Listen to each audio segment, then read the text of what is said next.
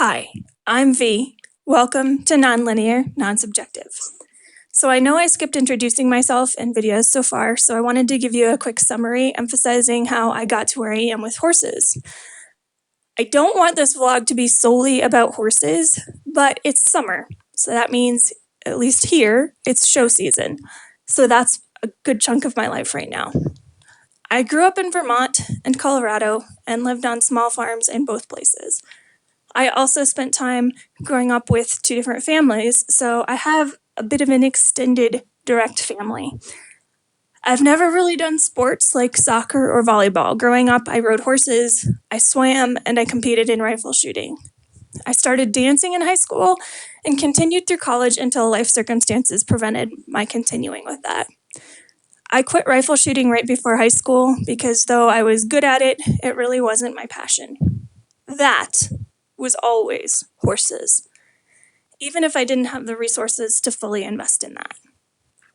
I was lucky in that I grew up around horses and with horses, even if I didn't get much instruction. I did plenty of stupid things in hindsight, but once I was in Colorado, I had more access to instruction and I was able to compete beyond just the 4-H level, which was the majority of my competition experience in Vermont. I showed Morgans and breed shows, and USEF and locally rated shows in jumpers and equitation over fences. After college, a friend introduced me to a dressage trainer who was training and competing on her mother's horse. I didn't really know much about dressage, and in fact, I thought it was pretty boring and that jumping would always be my place in the horse world. But I liked being around the horses and learning, so I started grooming for the trainer at shows. It was around that same time that my second horse, Strider, was given to me. Strider had been raced and had started getting retrained, but things hadn't gone very well for him, so he had been turned out to pasture. We got along great, though, and were having fun competing in the locally rated jumpers.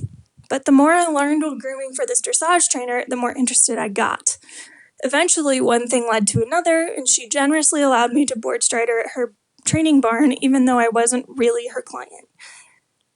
This was very generous of her and was a definite exception. Most training barns don't allow non-training clients.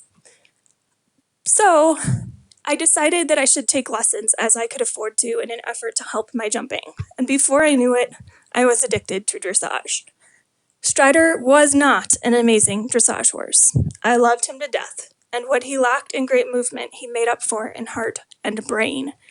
After struggling my entire life with a lack of confidence in the show ring, I started to feel brave going down center line because I trusted Strider and my trainer.